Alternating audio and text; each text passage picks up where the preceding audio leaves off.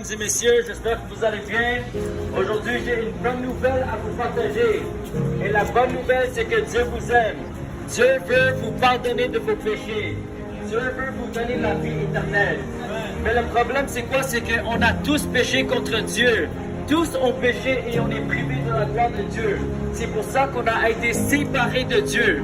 Et la réalité, mes amis, c'est si on meurt dans nos péchés, on va être séparés de Dieu pour l'éternité en enfer. Mais aujourd'hui, j'ai une bonne nouvelle pour vous. Et la bonne nouvelle, c'est que Dieu a fait un chemin afin que vos péchés puissent être pardonnés, afin que vous pouvez avoir une relation avec le Dieu qui vous a créé, et afin que vous pouvez avoir la vie éternelle. Et le seul chemin pour avoir la vie éternelle, c'est Jésus-Christ, le Fils de Dieu vivant. Jésus a dit, je suis le chemin, la vie et la vérité. Et personne ne peut aller au Père sauf par moi. Alors aujourd'hui, mes amis, j'aimerais vous...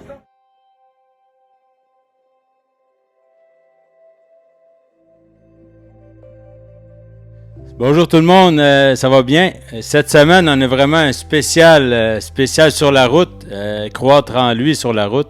Et on a le pasteur et ami Andrew Shaw avec nous, qui va venir nous parler d'un sujet qui lui tient à cœur, mais un sujet aussi qui vraiment qui brûle dans son cœur depuis toujours. Salut Andrew, ça va? Salut mon frère. Yes. Et salut la famille, je suis vraiment content d'être ici parmi vous et merci encore de me donner ce privilège de partager mon cœur avec vous. Yes, amen. Mais c'est ça, on va y aller simplement. J'avais demandé à Andrew de venir de prier sur un sujet, mais ça a été rapide. Andrew m'a dit très rapidement qu'il voulait parler de l'évangélisation. Donc, c'est très simple, on va venir démystifier l'évangélisation. Puis Andrew, c'est une personne qui est beaucoup dans l'action. C'est pas pour question de se glorifier, mais c'est une personne qui est beaucoup dans l'action. Il va vers les gens et il prêche par l'exemple aussi, comme Jésus faisait. Donc, je vais laisser Andrew venir nous partager sur ce sujet de feu. Amen, amen, amen. Yes. Alors, peut-être que je peux commencer un peu par mon témoignage. Bien sûr, bien sûr. OK, alors, tu sais, avant que j'étais né de nouveau, j'étais quelqu'un de très timide. Okay. Et j'avais pas de talent spécial, j'avais pas de carrière spéciale. Mais quand j'ai donné ma vie à Jésus et j'ai commencé à lire la parole de Dieu, une chose que j'ai réalisée, c'est la réalité de l'éternité et la réalité que cette vie sur cette terre, c'est tellement éphémère, comme ça va passer comme un vapeur ou comme une fleur, le gazon qui va passer après une saison. Mais tout ce qu'on fait sur cette terre, ça va impacter l'éternité. Yes. Pas seulement notre propre éternité, mais aussi l'éternité des gens qu'on va impacter. Alors, on a une grande responsabilité en tant que chrétien sur cette terre, pendant cette courte période de temps qu'on a sur cette terre. Et la révélation que Dieu m'a donnée, c'est que il n'y a rien de plus important que de gagner les âmes pour Jésus. Amen. De vivre avec une perspective éternelle. Et un jour, j'étais en prière et je priais à Dieu. J'étais vraiment comme sincère dans mon cœur. J'étais comme Dieu, je sais pas quoi faire. J'ai pas de talent. Je suis très timide. J'ai pas de carrière spéciale. Qu'est-ce que tu veux que je fasse avec ma vie? Yes. Et ce que j'ai cru entendre de mon esprit, c'est que la raison pour laquelle je vis, c'est de gagner le maximum d'impossible pendant que je suis sur la terre. Alléluia, yes. Alors depuis ce jour, je suis devenu un fou pour Jésus. Yes. Et jusqu'à aujourd'hui, je vis avec cette perspective éternelle qu'il faut chercher le royaume de Dieu avant tout. Et avancer le royaume de Dieu. C'est ça qui est le plus essentiel sur cette terre. Parce que la Bible nous dit que ça profite quoi de gagner tout le monde, mais après on perd notre âme. Alors, avec cette mentalité, j'ai commencé à évangéliser. Même si j'avais peur de ce que les gens pensaient de moi, j'ai compris que cette peur ne vient pas de Dieu. Exact. Parce que Dieu ne nous a pas donné un esprit de timidité, mais de puissance, d'amour et de sagesse. Amen. Alors, j'ai réalisé que c'était vraiment la peur des hommes. C'était la peur des opinions des hommes. Et souvent, tu sais, les personnes qui sont le plus gênées, ou les plus silencieux, les plus timides, ils peuvent aussi être les plus orgueilleux. Ouais, c'est vrai, c'est de l'orgueil déguisé un peu. En fait, c'est la fausse humilité. Exactement, c'est la fausse humilité. Parce qu'on pense qu'on est humble quand on dit « Ah, je ne peux pas le faire, je suis timide, je ne sais pas comment parler. » Mais quand Moïse avait cette attitude, Dieu s'est fâché contre lui. Exactement, il a pris Aaron. Ouais, exactement, parce que Moïse a dit que moi, je ne peux pas parler, tu dois choisir quelqu'un d'autre. Mais ce n'est pas un genre d'humilité que Dieu aime. Non, vraiment pas. Parce que la vraie humilité, c'est quoi? C'est de dire ce que Dieu a dit sur toi. Exact. Ouais, comme Jésus. De croire la vérité, exact, parce que chaque personne, c'est lui qui nous qualifie en fait. Exactement. Yes. Exactement. Alors, pour moi, il fallait mourir à ma chair. Il fallait mourir à mon orgueil. De comprendre que... Et de prendre une décision de ne pas vivre selon les opinions des hommes. Parce que si on vit selon les opinions des hommes, notre vie va passer et après, à la fin de notre vie, on va regretter le fait qu'on n'a pas surmonté ce peur et on n'a pas fait ce que Dieu nous a appelé à faire. C'est vrai. Ouais. Alors quand j'ai compris cela, j'ai décidé, je vais mourir à ma chair. J'ai commencé à sortir dans les rues, j'ai commencé à évangéliser, j'ai commencé à même cogner aux portes de mes voisins. Yes! Et de les parler de Jésus. Et éventuellement, j'ai eu le courage de finalement aller dans les rues avec même pas avec un micro, mais de commencer à proclamer à haute voix. Et devant les foules. Ouais, devant les foules. Yes. Et ça, c'était un gros challenge pour moi. Wow. Et ça m'a pris beaucoup de temps parce que Dieu m'a mis à cœur de le faire, mais ça m'a pris presque 2 ans avant que je l'ai fait finalement, parce que j'avais peur. Exactement, ouais. La peur. C'est ça. Et je comprends que pour beaucoup de personnes, c'est difficile d'évangéliser, mais il faut aussi comprendre que c'est un commandement. Exact. Ouais. Jésus nous a dit de prêcher l'évangile à toute créature, de former les disciples dans toutes les nations. Et Jésus a dit, si tu m'aimes, obéis à mes commandements. Yes, exactement. Ouais, Alléluia. Alors, évangéliser, c'est pas juste pour les pasteurs, les hommes de Dieu, les prophètes. Ouais, c'est des fausses idées. Souvent, les gens, c'est ça. Mais comment je pourrais dire, ça les met comme un step back. Ils se mettent en recul, dire, eux, ils vont y aller. Moi, j'ai d'autres choses je vais m'occuper d'autres choses. C'est ça. C'est ça qui est tellement dommage aujourd'hui dans l'Église, c'est qu'on a cette mentalité que on pense que c'est juste les personnes qui ont une position dans l'Église qui vont faire l'œuvre de Dieu. Mais la parole de Dieu nous dit qu'on est tous des prêtres et des rois, on est tous des disciples de Jésus et on a tous la responsabilité de gagner les âmes pour Jésus, de prêcher l'évangile, de guérir les malades, de chasser les démons. Et une autre révélation qu'il faut comprendre, c'est que la Bible nous dit que les miracles accompagneront tous ceux qui auront cru. Tout. Ouais. Exact. Et c'est quoi ces miracles? Ils vont parler en nouvelle langue, ils vont chasser les démons, ils vont marcher dans la santé divine, ils vont imposer leurs mains sur les malades et les malades seront guéris. Alors, la parole de Dieu nous dit, les miracles accompagneront tous ceux qui auront cru. Pas tous ceux qui sont spéciaux, pas tous ceux qui ont un don spécial, pas tous ceux qui ont une onction spéciale, mais tous ceux qui auront cru. Vraiment. Ouais. Sérieusement. Puis, je pense chaque mot est choisi. Hein. Dans la Bible, ils prennent la peine. Puis, il n'y a pas, comme tu dis, c'est pas particulier pour chaque type de personne. C'est tout. C'est tous ceux qui auront cru. Exactement, c'est ça. Parce qu'aujourd'hui, dans l'Église, on dit souvent que cette personne a une onction spéciale. Lui a l'onction de guérison, l'autre a l'onction de prophétique, l'autre a l'onction de telle chose. Mais la Bible nous dit qu'on a tous l'onction du Saint-Esprit. Yes, alléluia. Ouais. Alors, cette doctrine de dire qu'il y a des personnes spéciales, ça empêche les disciples normaux d'entrer dans leur appel. Parce qu'ils pensent qu'ils n'ont pas cette onction spéciale. Ils pensent qu'ils doivent aller d'église en église ou de conférence en conférence pour que les hommes de Dieu imposent leurs mains sur eux afin qu'ils peuvent avoir cette onction spéciale. Mais il faut avoir la révélation de qui tu es en Christ. Exactement, en fait. C'est l'identité. C'est ça. Exactement, c'est toute part de l'identité. Sinon, on va rester oisif. On sera pas... Ça ne nous tentera pas, on ne sera pas poussé à aller faire les choses de Dieu parce que pour nous, on pense que, exemple, c'est toi, tu es évangéliste, l'autre est ici, mais on est tous des disciples. On doit tous aller, justement. La réalité, c'est qu'on a tous le même Saint-Esprit. Alléluia. Et c'est le même Saint-Esprit qui a ressuscité Jésus de la mort. Yes. Et si tu es né de nouveau, cet esprit vit en toi et cet esprit veut vivre à travers de toi. Yes, alléluia. Jésus a dit que son esprit veut couler comme une rivière. Exact. Ouais, et en tant que chrétien, on est la lumière du monde et on doit représenter Jésus sur la terre. Vraiment. Ouais. On est la continuation de la mission de Jésus, en fait. Exact. Jésus nous a montré le modèle. Et la Bible nous dit que Jésus a marché en tant qu'homme. Oui, il était égal avec Dieu, mais la Bible nous dit qu'il s'est dépouillé, il s'est humilié, il est devenu un homme, il a fonctionné comme un homme qui avait une relation avec Dieu. Alors, il nous a montré le modèle. C'est pour ça que la Bible nous dit qu'il était le dernier Adam. Yes. Et il a vécu la vie que Dieu a voulu pour nous au début. Exactement. Ouais. Au début, Dieu nous a donné toute autorité sur la terre. Il nous a donné... on était immortels, on était en relation avec Dieu. Mais à cause du péché, cette autorité, on l'a perdue. Et c'était le diable qui l'a pris. Et c'est pour ça qu'on voit tellement de malédictions sur la terre. Exact. Mais quand Jésus est venu pour nous racheter et de nous montrer ce que Dieu a voulu au début. Yes. Ouais. C'est pour ça que Jésus a dit toute autorité sur la terre, dans le ciel et sur la terre a été donnée à moi. Yes. Maintenant, allez en mon nom. Et maintenant, on peut marcher dans cette même autorité et accomplir la mission qui était depuis le début, c'est d'être fructueux et de se multiplier. Mais maintenant, c'est pas seulement biologiquement, mais c'est spirituellement. Exactement. C'est aussi d'aller faire des disciples. Exactement. C'est justement de se multiplier. C'est comme, c'est ça. On doit aller prêcher. Oui, par nos gestes, par nos actions. Ouais. On prêche la bonne nouvelle de Jésus, mais quand on prêche Jésus, on comprend le cœur de Dieu et justement, c'est les âmes qui sont toujours dans la rue. Il y a plein de gens qu'il faut aller tendre la main. Souvent, juste, on croit que notre message n'est pas important, mais non, c'est pas notre message, c'est le message de Jésus. Amen. C'est simple. C'est ça, exactement. Et l'évangile n'est pas compliqué. C'est pas, il faut pas, t'as pas besoin d'aller en séminaire ou de faire tellement d'études pour partager l'évangile. Parce que l'apôtre Paul l'a dit, il faut pas dévier de la simplicité de la croix. Exactement.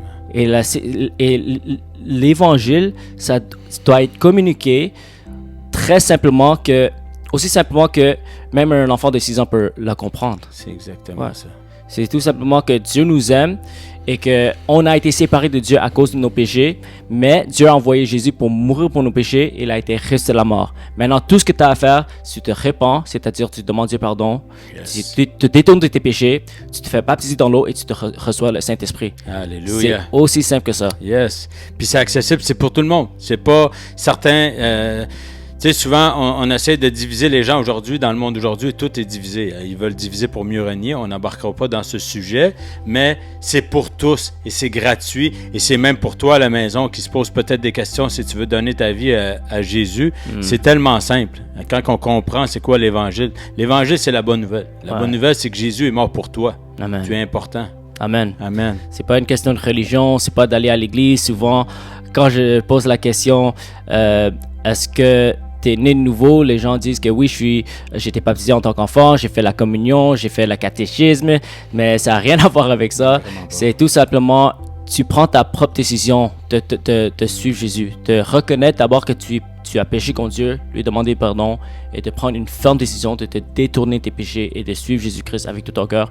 Et si tu prends cette décision, là, tu peux commencer une relation avec Dieu. Et c'est une vie incroyable de servir Jésus. Vraiment, c'est tellement glorieux.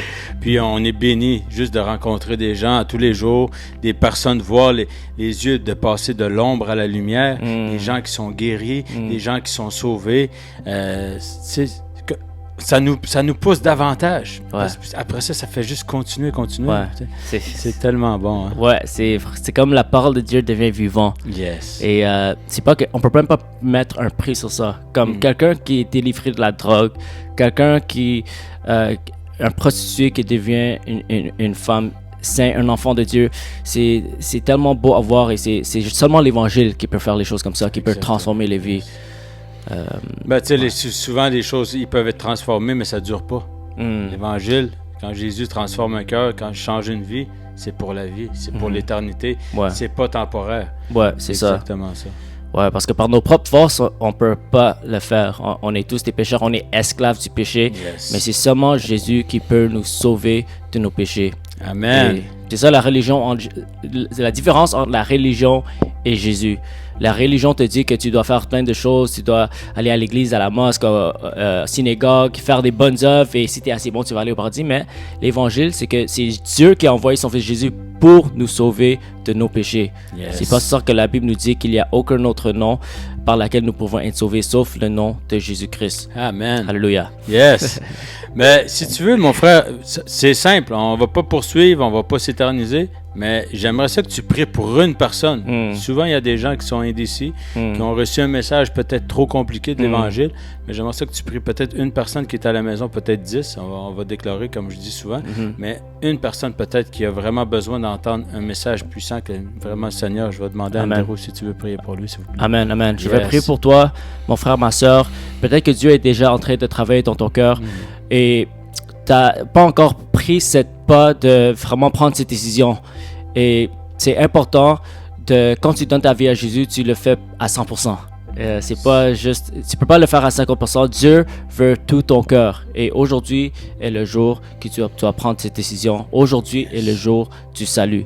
Alors, je vais prier pour toi. Au nom de Jésus-Christ, je prie que pour ces personnes, que tu continues à toucher son cœur, ramène-le à la repentance sincère. Au nom de Jésus-Christ, je déclare la liberté, je chasse tout esprit démoniaque, toute influence démoniaque, tu quittes au nom de Jésus-Christ et je déclare que la voile est élevée, que tes yeux spirituels sont ouverts et que tu reçois l'évangile au nom puissant de Jésus-Christ. Et aujourd'hui, je t'encourage de prendre cette décision. C'est Dieu qui est en train de te dire, prends cette décision aujourd'hui. Yes. Amen. Amen, amen et amen.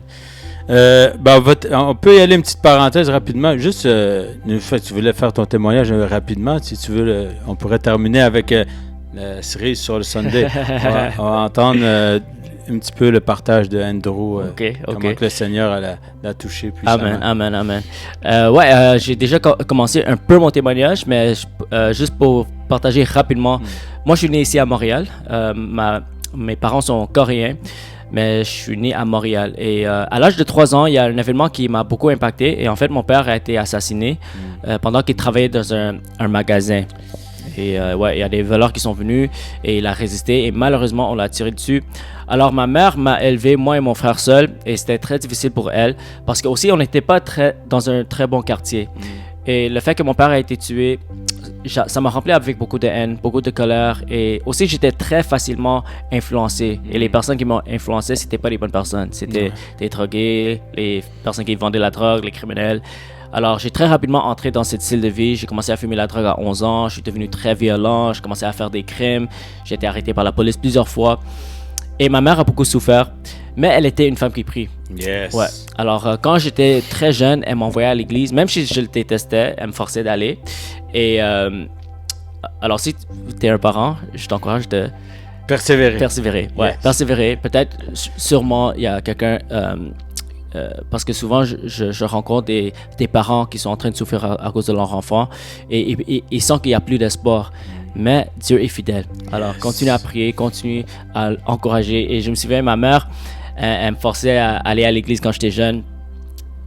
Mais j'ai eu une phase rébellieuse et ma mère a vraiment fait tout pour m'aider. Je suis allé à une école pensionnat, j'ai pris des cours psychiatriques pour mon colère et l'addiction à la drogue. Et comme je dis, j'ai été arrêté par la police plusieurs fois. Mais rien de cela pouvait m'aider. Mais un jour, j'ai eu une rencontre avec quelqu'un qui m'a complètement délivré. Et son nom, c'est Jésus-Christ. Alléluia. Yes. Et en fait, ce qui s'est passé, c'est que ma mère m'a envoyé dans une retraite spirituelle. Et c'est là que j'ai vraiment senti la présence de Dieu. J'ai eu la révélation de l'amour de Dieu. Et il s'est révélé à moi comme mon Père Céleste. Wow. Et non seulement ça, mais j'ai eu la conviction de mes péchés. J'ai compris que j'étais un pécheur. J'ai compris qu'il n'y avait rien que je pouvais faire pour mériter la grâce de Dieu. Alors, je me suis juste mis à genoux et j'ai commencé à pleurer à Dieu. Et c'est le premier jour que je me suis repenti. Et depuis ce jour, mes yeux spirituels sont ouverts. Et c'était totalement... Ma vie a complètement transformé. Et c'était un processus quand même. Mais j'ai commencé à aller à l'église, j'ai commencé à lire la Bible, mais la différence maintenant, c'est que quand j'allais à l'église, mes yeux spirituels étaient ouverts et je comprenais la parole de Dieu. Et quand je lisais la Bible, je comprenais la Bible parce que ma mère me forçait à lire la Bible quand j'étais jeune. Mais souvent, j'étais high. Ouais. J'étais sous l'influence de la drogue. Par obligation. Par obligation. Mais c'était vraiment différent. Et le plus que je lisais la Bible, le plus que j'allais à l'église, c'est là que j'ai réellement compris l'Évangile. Et quand j'ai compris l'Évangile, que Dieu nous a tant aimés qu'il a envoyé son Fils Jésus pour mourir pour mes péchés, qu'il a été ressuscité de la mort. Et si on se répand et on le suit, on peut être sauvé. Là, j'ai pris cette décision. J'ai parlé à Dieu. J'ai dit, Seigneur, je crois que tu as envoyé ton Fils Jésus pour mourir pour mes péchés. Et je crois que Jésus a conquis la mort. Et quand j'ai fait cette prière, Dieu m'a donné une nouvelle cœur. Il m'a transformé. Il m'a libéré de la drogue, de la haine, de la colère. Je suis devenu une totalement différente personne. Oh, wow. Les personnes autour de moi étaient vraiment choquées parce qu'ils me voyaient comme j'étais avant et ils ne pouvaient jamais imaginer que je pouvais changer comme ça. Avant, je ne pouvais même pas sourire, mais soudainement, j'avais la joie. Wow.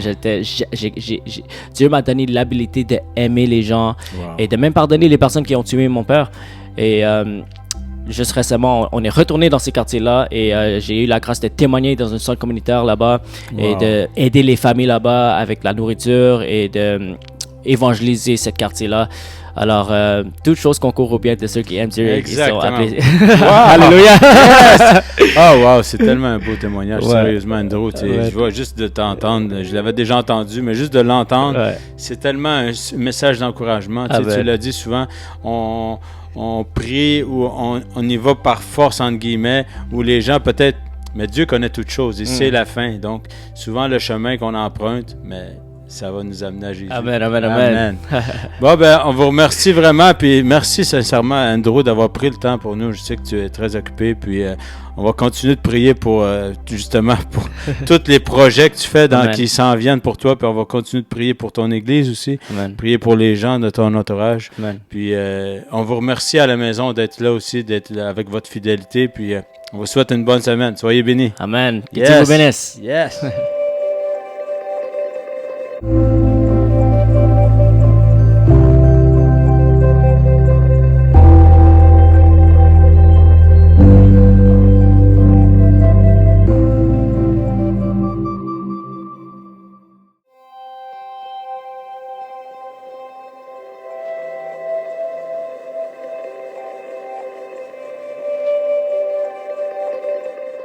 Salut la famille, j'espère que vous allez bien. Alors aujourd'hui, je vais vous partager une méthode très simple comment aborder le sujet de Dieu aux non-croyants sans paraître bizarre. Vous savez, aujourd'hui, on vit dans une société où les gens sont très fermés à leur religion. Peut-être que la religion n'a pas une très bonne réputation là où ils sont, ou peut-être qu'ils ont eu une mauvaise expérience. Alors souvent, et spécialement dans les pays occidentaux, dès que tu abordes le sujet de Dieu, les gens sont automatiquement fermés et peut-être qu'ils vont te regarder comme si tu es bizarre.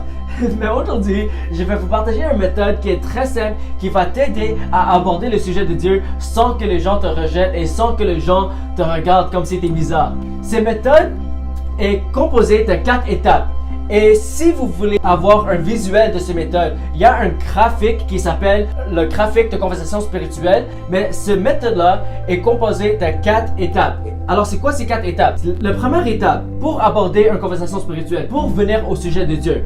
La première étape, c'est commencer avec une conversation normale. Ok? Une conversation normale, c'est comme par exemple, tu vas lui demander est-ce que tu as vu le match de foot? Est-ce que tu as vu le match de hockey? Est-ce que tu es fan de sport? Ou est-ce que tu as vu le film de Star Wars? Vous savez, c'est juste simplement des conversations normales afin que la personne peut avoir plus de confiance en toi. La deuxième étape, c'est aborder une conversation plus profonde. Après que tu bâtis une relation, là, tu pourras poser des questions peut-être un peu plus personnelles. Comme par exemple, tu vas demander, est-ce que tout le monde dans ta famille est en santé? Est-ce qu'il y a quelque chose qui te stresse? Est-ce que tout va bien dans ton emploi? Alors, c'est des conversations plus personnelles. Ou bien, est-ce que tu as des enfants? Est-ce que tu aurais besoin d'aide pour prendre soin de des enfants pendant que tu es au travail? Vous voyez, ça c'est juste des exemples, mais c'est important d'aborder les conversations un peu plus personnelles parce que là, tu vas pouvoir voir leurs besoins quand tu entres plus profondément dans leur vie. La troisième étape, c'est là où tu vas aborder la conversation spirituelle. Parce qu'après qu'ils ont un certain niveau de confiance en toi, là, ils seront plus confortables avec toi et là, tu pourras petit à petit aborder la conversation spirituelle. Alors, comme par exemple, tu peux lui demander, est-ce que tu as déjà eu une expérience avec la religion? Est-ce que tu as déjà lu la Bible? Est-ce que tu crois en Dieu? Ok? Ça, c'est des exemples pour aborder le sujet spirituel, même sans forcément leur évangéliser ou parler directement de Jésus. Tu peux aborder une conversation spirituelle dans une manière naturelle pour voir si la personne sera ouverte. Et dans cette étape-là, tu peux discerner si la personne est ouverte dans les conversations spirituelles. Et s'ils sont ouverts, c'est là que tu peux continuer. Et parfois, tu vas sentir que la personne n'est pas trop ouverte. Alors voilà, c'est une manière de discerner si tu peux aller plus loin. Si tu sens que la personne est ouverte aux conversations spirituelles, la quatrième étape est quoi? La quatrième étape, c'est de leur demander s'ils seront ouverts à lire la Bible ensemble avec toi. Et la quatrième étape, c'est très important parce que après que tu abordes un sujet spirituel, tu veux commencer automatiquement le processus de discipulat. Et même sans forcément que les gens donnent leur vie à Jésus. Quand tu commences cette relation, c'est très puissant parce que les gens ont confiance en toi, les gens vont t'écouter et là, tu vas leur diriger vers la parole de Dieu et tu vas compter sur le Saint-Esprit pour faire le travail en eux. Alors, pour résumer, la première étape, c'est une conversation normale. La deuxième étape, c'est une conversation plus profonde. La troisième étape, c'est la conversation spirituelle. Et la quatrième étape, c'est une invitation à une étude biblique. Alors pour la quatrième étape, je vais faire toute une autre vidéo sur comment faire l'étude biblique et comment faire que les gens écoutent Dieu à travers la parole afin qu'ils peuvent éventuellement donner leur vie à Jésus. Alors voilà une méthode très simple pour aborder le sujet de Dieu sans paraître bizarre. Alors c'est très efficace pour utiliser avec tes collègues, avec tes amis. Et je veux aussi mentionner que ces 4 étapes-là, tu n'es pas obligé de faire tous ces 4 étapes dans une conversation. Vous voyez? Comme par exemple, la première fois que tu rencontres la personne, tu commences avec la conversation normale. Après, tu le vois une deuxième fois, tu vas dans une conversation plus profonde. Après la troisième fois, tu vas dans une conversation spirituelle. Et la quatrième, tu pourras l'inviter à une étude biblique. C'est important de discerner et d'avoir la sagesse comment utiliser cette méthode pour aborder le sujet de Dieu. Mais aussi, il faut faire attention de ne pas tomber dans le piège de ne pas aborder le sujet spirituel. Parce que souvent, ce qui arrive, c'est qu'on se dit, je vais bâtir une relation avec la personne et je vais attendre que la personne aborde le sujet spirituel. Mais souvent, ce qui arrive, c'est que la personne n'aborde jamais la conversation spirituelle et éventuellement, on n'évangélise jamais la personne. Ok? Alors, il faut faire très attention avec cela. Mais en même temps, il faut faire attention de ne pas aborder la conversation spirituelle trop vite pour que la porte soit fermée automatiquement. Mais avec ces méthodes-là, tu peux aborder la conversation spirituelle dans une manière plus naturelle et dans une manière où les gens se sentiraient pas comme si tu essaies de leur imposer la religion ou qui te regardent bizarre. Alors voilà la stratégie pour aborder le sujet de Dieu parmi les non-croyants sans paraître bizarre. Alors encore, si vous voulez avoir le graphique de conversation spirituelle, écrivez-moi ou commentez et je vais vous envoyer le lien personnellement. Ok? Alors que Dieu vous bénisse et on se voit à la prochaine.